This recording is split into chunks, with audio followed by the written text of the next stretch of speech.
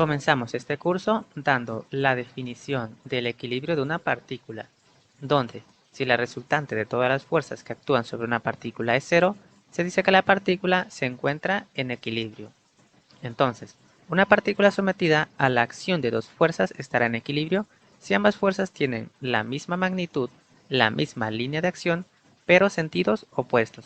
Como podemos ver en la figura 1, tenemos una partícula en A y dos fuerzas de tal forma que cada fuerza tiene la misma magnitud, la misma línea de acción, pero sentidos opuestos.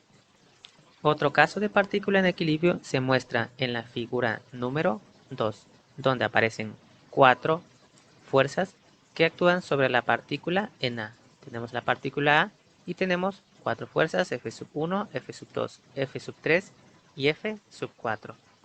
En la figura 3, la resultante de las fuerzas dadas se determina por la regla del polígono, donde, empezando en el punto O, es decir, en el origen, con la fuerza F1 y acomodando las fuerzas punta-cola, se encuentra que la punta de F4 coincide con la punta de partida del origen. Así, la resultante R del sistema de fuerzas dada es 0 y la partícula está en equilibrio. Entonces, para expresar en forma algebraica las condiciones de equilibrio de una partícula, se escribe que la resultante, el vector resultante, es igual a la sumatoria de todas las fuerzas y esto es igual con 0. Descomponiendo cada fuerza F en sus componentes rectangulares, se tiene que la sumatoria de las fuerzas en Y más las fuerzas en J, es decir, las fuerzas en X más las fuerzas en Y, será igual con 0. Podemos concluir entonces que las condiciones necesarias y suficientes para el equilibrio de una partícula son la sumatoria de fuerzas en X igual con 0 y la sumatoria de fuerzas en Y igual con 0. Regresando a la partícula mostrada en la figura 2, se comprueba que las condiciones de equilibrio se satisfacen, donde la sumatoria de fuerzas en X es igual a 300 positivo menos 200 por el seno de 30 grados, hablamos de esta fuerza en X, menos 400 por el seno de 30 grados, y esto es igual con 0. Haciendo esta operación resulta 0.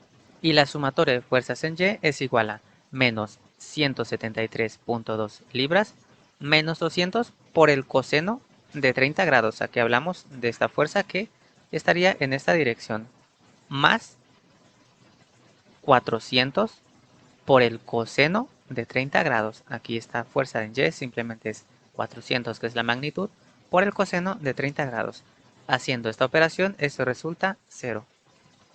Pasemos ahora a la primera ley de movimiento de Newton, o como tal vez la recordemos, la primera ley de Newton, la cual nos dice que todo cuerpo permanecerá en estado de reposo o movimiento rectilíneo uniforme, a menos que se le aplique una fuerza desproporcionada que la obligue a cambiar su trayectoria.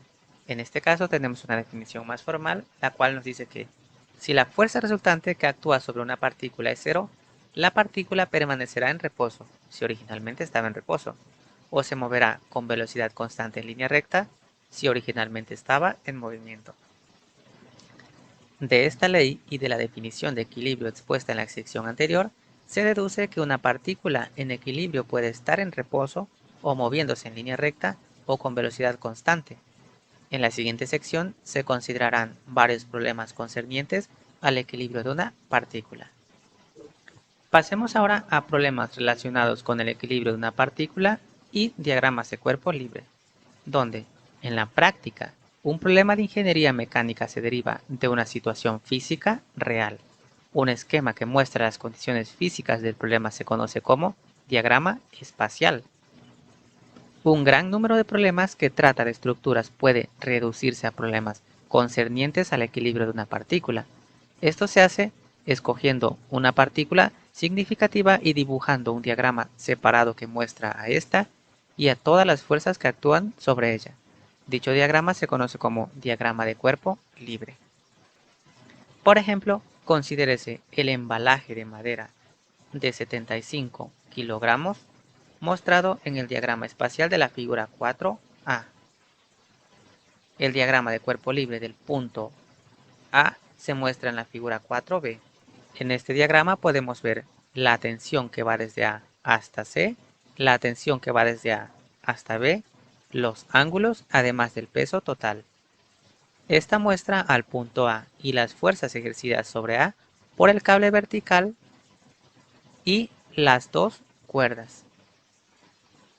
Puesto que el punto A está en equilibrio, las tres fuerzas que actúan sobre él deben formar un triángulo cerrado cuando se dibuja de punto a cola.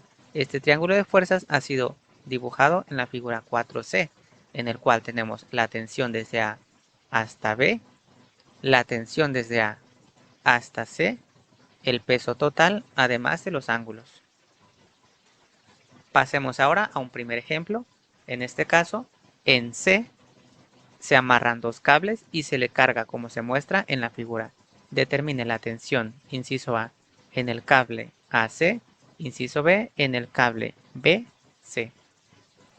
Para dar solución a este problema, primero que nada recordaremos la ley de senos, la cual nos dice que si tenemos un triángulo con lados A, B, C y ángulos alfa opuesto a beta opuesto a B y gamma opuesto a C, entonces el lado A sobre el seno de alfa será igual a B sobre el seno de beta y esto será igual a C sobre el seno de gamma.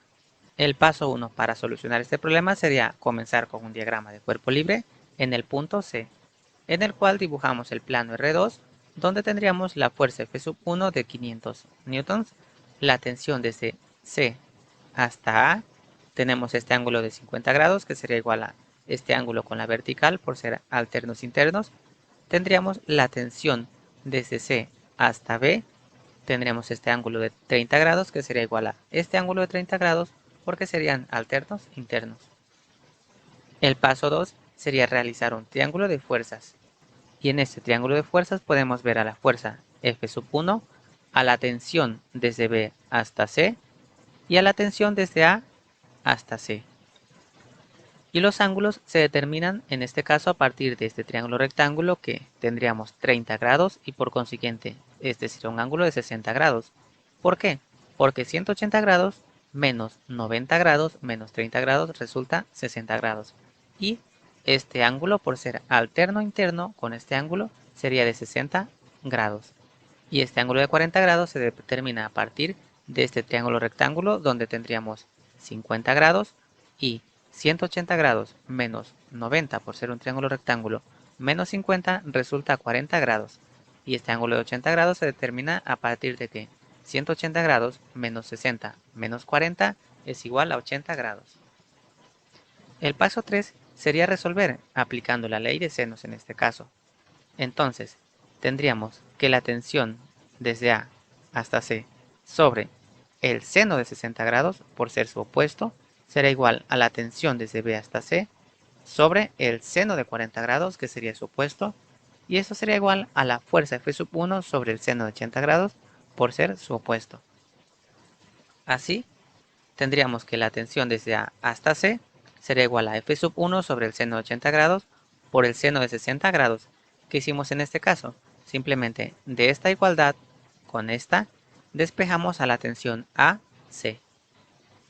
Entonces, de igual forma, la tensión BC será igual a F1 sobre el seno de 80 grados por el seno de 40 grados. Sustituyendo la fuerza F1, es decir, en lugar de F1 colocamos a los 500 newtons, tendríamos que la tensión desde A hasta C es igual a 500 newtons sobre el seno de 80 grados por el seno de 60 grados. Y la tensión BC será igual a 500 newtons sobre el seno de 80 grados por el seno de 40 grados. Y por lo tanto, la solución a este problema es: inciso A, la tensión desde A hasta C es igual a 439.6926 newtons. E inciso B, la tensión PC es igual a 326.3518 newtons. Esto se obtiene realizando estas operaciones. En siguientes videos continuaremos con ejercicios, pero por ahora esto sería todo.